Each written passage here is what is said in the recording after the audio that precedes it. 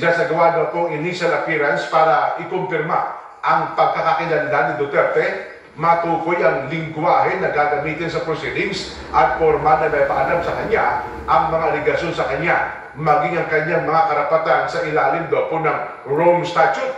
Ang sesyon ay pangungunahan ng 3 judges ng ICC. Samantala, ang pagdinig ay i-broadcast na may 30 minutong delay sa official website ng ICC. PNP kakasuhan ang asawa ni Dating Pangulong Duterte dahil sa panghahampas ng cellphone. Mar Gabriel, detalye. Yan. Nag-uusap na dito. Sabi mo sir, ito pa sir eh. Ito sir. Hindi yung tayo na muna. Kuha ito ilang minuto bago isa kay seroplano si dating Pangulong Rodrigo Duterte. Nakikiusap ang dating Pangulo na makita kanyang anak na si Vice President Sara Duterte bago siya isama ng mga pulis. Bigyan mo ng pagkakataon. Mabigay privation naman ang uso naman yan. Hindi mo pinapagawa. Yes sir. Ang sabi ko, ang abogado ko, ang anak ko na babae. Pero ang mga pulis hindi nagpapatinag sa kanilang misyon na maisakay sa eroplano si Duterte. Dito na inaresto ni General Torre si dating Executive Secretary Salvador Medialdea. You are under arrest for obstruction of justice. April 29. That's true. Yes. What's up with Wala. Sa isa pang video, kita na tila napipiko na ang mga pulis. Hihilahin ko yan. Hihilahin ko yan. Ako maniwala ka, hihilahin ko yan.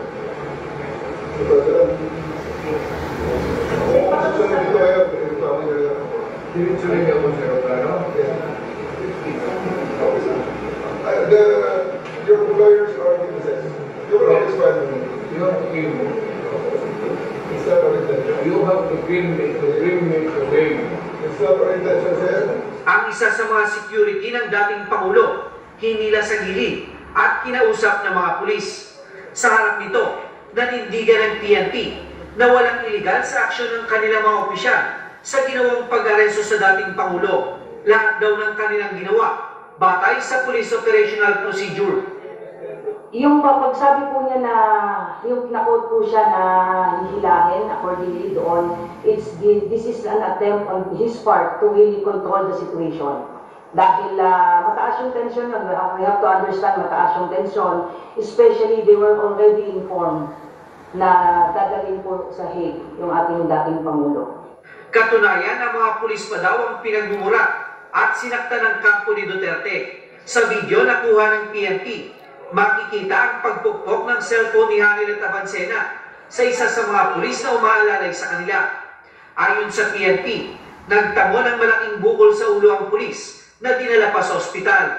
Magsasampa raw ito ng kasong direct assault laban kay Avancena. Lahat po ng pagmumura, lahat po ng paglalakit ay binanggap po ng mga kapulisan during that time. Pero we exercise maximum tolerance po at wala pong nasaktan sa hanay po nila at narespeto po lahat ng kakapatan nila, including po yung pagbabasa po ng Miranda rights, pagbibigay po ng due consideration doon po sa medical needs ng ating dating Pangulo po. Muli ring iginit ng PNP na umalalay lang sila sa mga tauhan ng Philippine Center on Transnational Crime na silang inatasan ng Interpol para magpatupad ng red notice laban kay Duterte. Kaya ang mga tanong kaugnay sa legalidad ng implementasyon ng warrant of arrest mula sa ICC ayaw sagutin ng PNP. With due respect, sir, these are already procedural questions and the PNP is not in the position to answer legal questions right now, sir. Because they're lawyers, we've mentioned this before, na yung implementation po ng arrest is different doon sa mga jurisdictional questions.